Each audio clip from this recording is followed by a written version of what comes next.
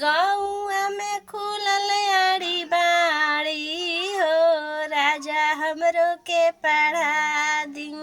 गऊ में खुलल आड़ी बाड़ी हो, राजा हमरो के पढ़ा दी। हमरो के पढ़ा दी, राजा हमरो के पढ़ा दी। इंग्लिश पढ़ल मैडम में बाड़ी हो, राजा हमरो के पढ़ा दी। गौआ में खुलल आड़ी बाड़ी हो, राजा हमरो के पढ़ा दी। ना करब चूल्हा बर्तन, ना करब काम हो, ना करब चूल्हा बर्तन, ना करब काम हो। सासु परोब देत झारी हो, राजा हमरो के पढ़ा दी।